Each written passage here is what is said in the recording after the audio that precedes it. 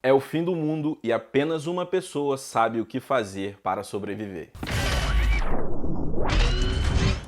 Salve galera, tudo bem com vocês? Aqui quem fala é o Luiz e hoje eu vim apresentar uma webtoon que foi lançada recentemente e que algumas pessoas já estavam pedindo aqui nos comentários pra gente falar sobre, que é a Omniscient Reader's Viewpoint. Tô precisando até arrumar um apelido pra essa parada aí, porque falar esse nome toda hora vai ser difícil. Já vou adiantar pra vocês que o negócio me surpreendeu e eu acho que essa obra tem potencial pra entrar no top webtoons de todos os tempos. Então se tu curte webtoons e quer ver a gente falando mais sobre esse tipo de obra aqui, eu vou pedir para que você deixe aquele like do fortalecimento e se inscreva no canal se ainda não for inscrito. Isso ajuda demais ao YouTube levar o nosso conteúdo para cada vez mais pessoas e para o canal crescer cada vez mais. E para não perder o costume... Here comes the money.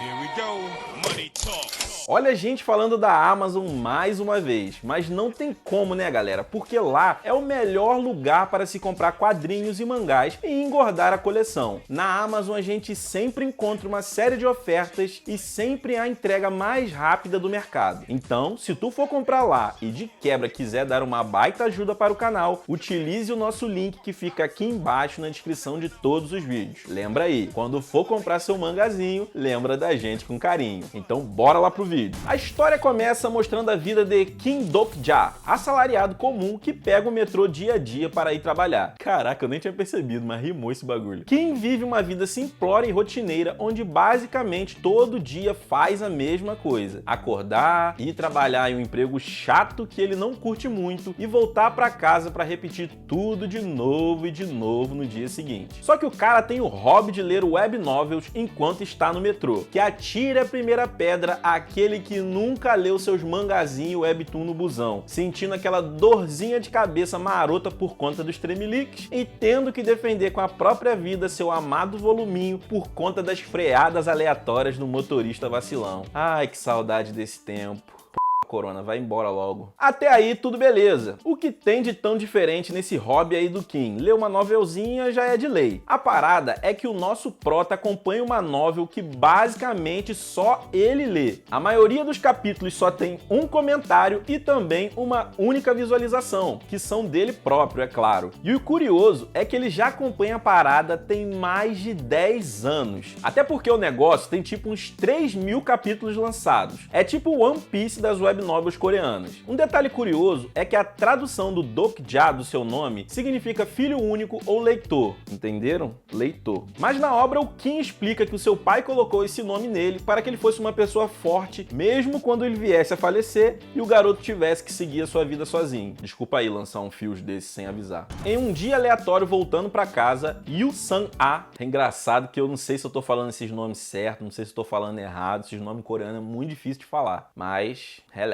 Uma colega de trabalho de Kim, a qual ele dá umas admiradas de longe, imaginem só, senta ao seu lado no metrô. Os dois começam a conversar e o cara fica todo bobo com a simpatia da garota. Além de linda, inteligente e bem-sucedida, Yu Sang ainda era bem gentil e boa de papo. Mas ao mesmo tempo em que ele tá conversando ali com a menina, ele tá lá na bendita novel. Prioridades, né? Eis que o cara chega no último capítulo e ao terminar de ler, recebe uma mensagem do próprio autor, agradecendo os seus esforços que tornaram possível que a novel fosse monetizada. Misteriosamente, a novel é apagada do site e ele não consegue mais ver os capítulos. Mas ele nem se encana com isso, deve ser alguma coisa rolando para colocar a monetização no ar. O cara fica super feliz, poxa, era aquele autor ali que fez parte da sua vida e da sua história te mandando um directzão. Passa até um flashback na cabeça do cara de tudo que ele viveu durante o tempo em que estava lendo a novel. Ele começou como um moleque que ia para a escola e passava seus perrengues, se mudou para uma outra cidade para fazer uma faculdade e hoje era um assalariado de uma empresa de tecnologia. Quando eu li essa parada, eu até dei aquela leve pensadinha na vida. Tem umas obras, por exemplo, tipo Berserk, que eu comecei a ler quando era apenas um kid louco, agora trocentos anos depois já tô barbado, quase pai de família e estamos na luta lendo esperando o fim. Mas longe de mim querer que aconteça com Berserk o que vai acontecer com essa novel aí. aí, porque é a partir de agora que o negócio vai ficar louco nessa webtoon. Definitivamente, aquele não era um dia como outro qualquer na vida do nosso protagonista. Primeiro, um papo super maneiro com a mina mais perfeita que ele conhecia. Depois, essa mensagem do autor. Parecia que não era a realidade que ele estava acostumado a conhecer. E realmente não era, porque exatamente às 19 horas daquele dia, parece que deixaram a porteira do quinto dos infernos sem cadeado e saiu tudo quanto é bicho doido lá de dentro, pra tocar o terror no mundo. Tinha cobra gigante saindo do mar, urso arrancador de cabeça, uns lobo mal encarado e tudo mais que vocês podem imaginar de brabo. Tá parecendo até o tal do fim dos tempos que o Xandão fica falando. No metrô, onde está a galera, aparece no ar um bichinho bem fofinho, todo alegre. A galera, obviamente, fica sem entender nada do que tá rolando. Eles ficam até pensando que talvez estava rolando assim, uma produção cinematográfica relâmpago, e eles estavam servindo como figurantes da parada. Tem até um carinha que vai reclamar com a bolinha de pelos falante, e aí, meus amigos, do nada o bicho começa a ficar putaço com os questionamentos e fica loucaraço, mostrando a sua verdadeira cara, que é a de um enviado do cão. O bagulho do bicho, do nada, faz com que várias pessoas no vagão comecem a morrer aleatoriamente, tipo Pift, Poft, Puft. Matei 3. Só que, curiosamente, o Kim fica bolado, porque ele conhecia aquele ser ali. Era o Diabret, um personagem que aparecia na novel em que ele lia. Cara,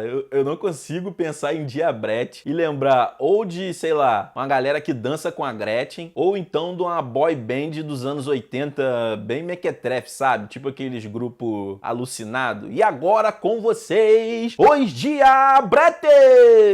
Que zoado. Eu poderia ser locutor. Acho que eu vou seguir essa carreira ainda na minha vida. Os Diabretes!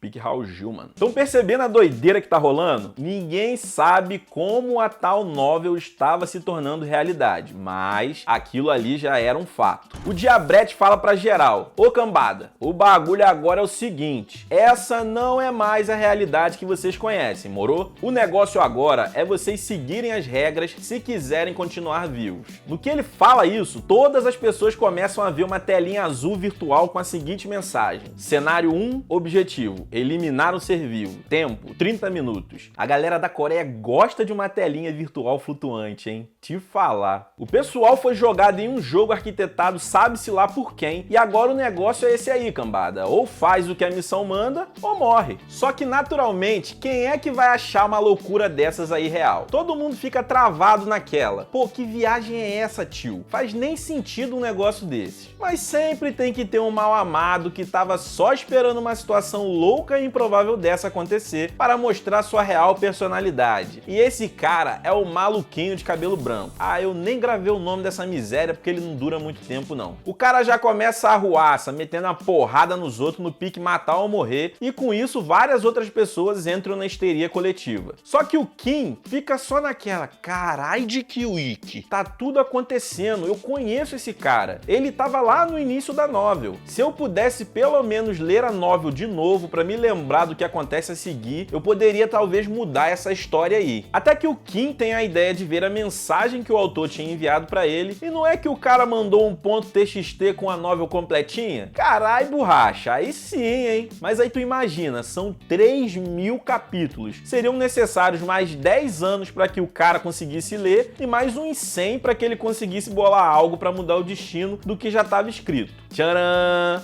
Do nada o Kim ativa uma super habilidade de leitura rápida. Maluco fica o relâmpago Marquinhos na leitura, só passando o zoinho de lá pra cá super rápido. Nessa parte da história, eles explicam que cada pessoa tinha uma série de habilidades únicas e especiais, e essa era uma das habilidades do Kim. Depois de despertar a sua habilidade e descobrir o que aconteceria a seguir na novel, Dokja sabia que tinha uma resposta para sair desse cenário sem ter que matar outro ser humano. A novel dizia que tinha dentro do vagão gafanhotos, e gafanhotos são ou não são seres vivos, minha gente? O miserável é um gênio! Entendendo que o teste não pedia para matar especificamente um ser humano e sim um ser vivo, incrível, né? Como ninguém tinha pensado nessa possibilidade antes. A galera preferiu chutar a pobre coitada da velhinha que tava no vagão mesmo. Te falar, ser humano é... O nosso prota encontra um molequinho com uma caixinha com os gafanhotos. Dá até pena, ele toma a caixinha na mão grande. Me dá aqui, moleque. Ele mata um gafanhoto, dá outro pro garoto na surdina e isola os outros dentro do vagão. Aí todo mundo fica, cadê? Cadê os gafanhotos? Eu nunca vi gafanhoto ser tão valorizado na minha vida que nem nesse momento aí. Aí vocês lembram do carinha de cabelo branco? Ele já percebe que o prota tem um quê a mais na parada e já começa a querer fazer aquela aliança bolada. Bora formar uma party aí, mano. Eu te ajudo e você me ajuda. Mas como bom leitor da história e sabendo qual era o futuro que ia acontecer ali e como esse cara era um tralha, ele não teve coragem de aceitar. O maluco incorporou aquele ditado: quem se mistura com os porcos, farelo come, e mandou o cabelo branco se lascar. Claro que o maluco ficou bolado e começou o porradeiro. Daí o prota ativou a sua outra habilidade especial. Eles não conseguem, né, cara? O prota tem que ter aquela vantagenzinha marota em relação ao povão. A sua outra habilidade era a Omniscient Reader's Viewpoint, que literalmente era como se fosse a visão de Deus na parada. Sério mesmo, a WhatsApp não quer patrocinar a gente não, porque cada vídeo, sem sacanagem, é uma pronúncia marota que eu dou uma deslizada. O Kim consegue com ela meio que mapear todas as características dos outros personagens que já estiveram na novel. E além disso, é como se o cara tivesse um sexto sentido, onde também prevê o movimento desses outros personagens. Apelão é pouco, né? Só que as apelações não acabam por aí. Os personagens ainda podem fazer upgrades dos seus atributos como resistência, força, agilidade e outros, utilizando as moedas, que é uma espécie de pontuação desse jogo macabro do Tinhoso. Quando o cabelinho branco achava que com a sua própria habilidade especial de perícia com facas ia solar o prota,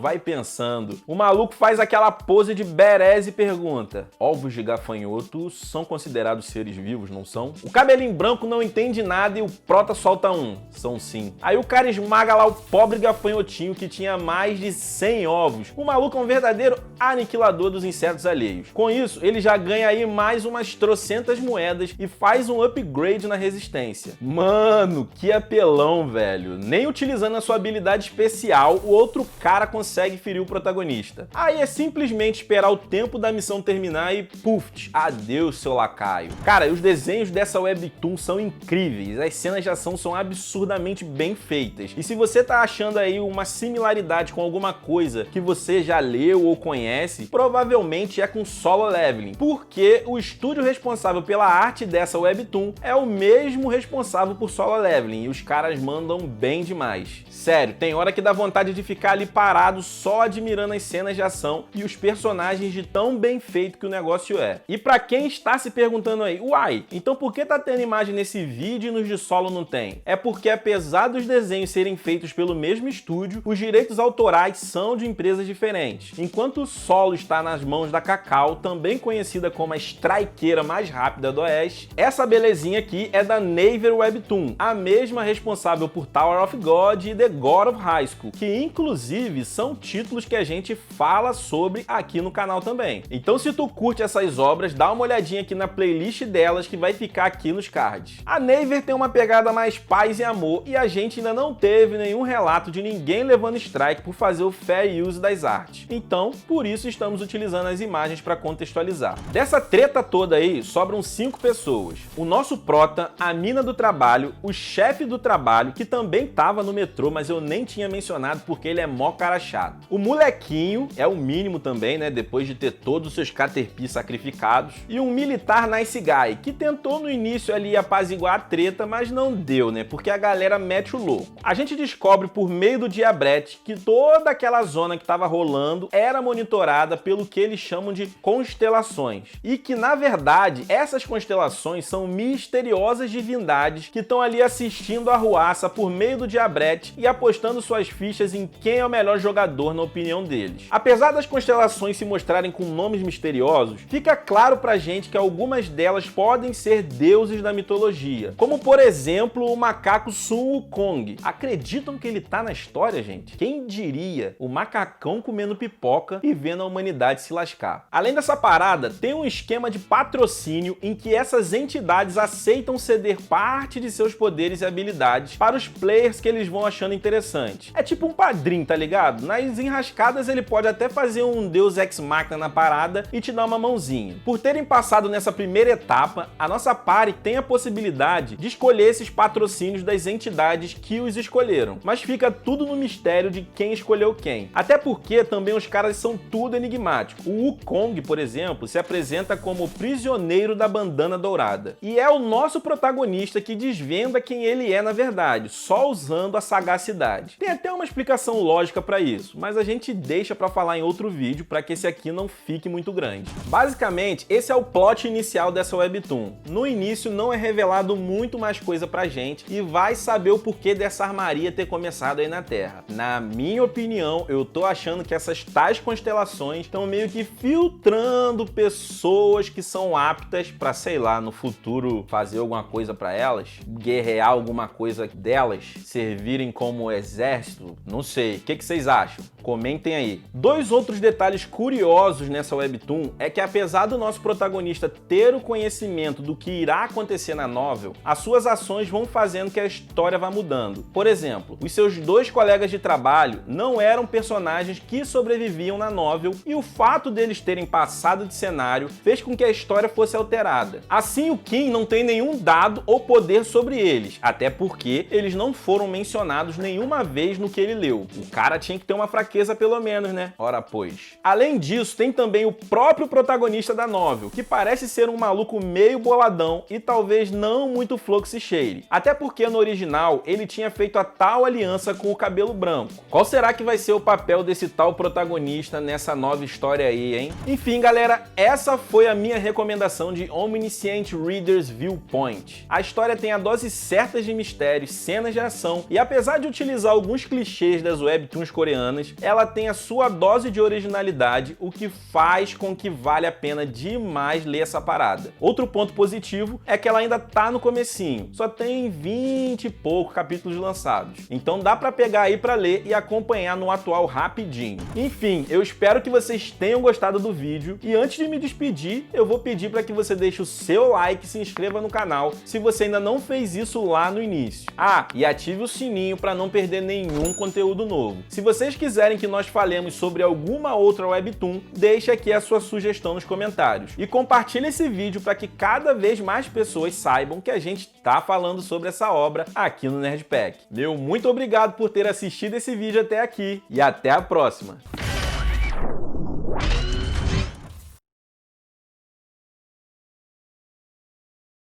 Rapaz, aí tá essa porra de política agora, esse caralhau de fogos. Eu vou te falar uma coisa, rapaz, que ele me pariu. Que merda, hein? 6h30 depois. 3 dias depois. Ai, carai, que merda. Se essas p... gastasse esse dinheiro e energia pra fazer coisa que presta, o Brasil já era país de primeiro mundo. No dia seguinte... Não vai dar não, velho.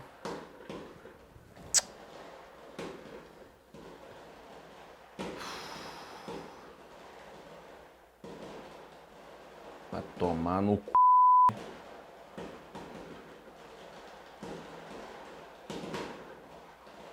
2000 anos depois.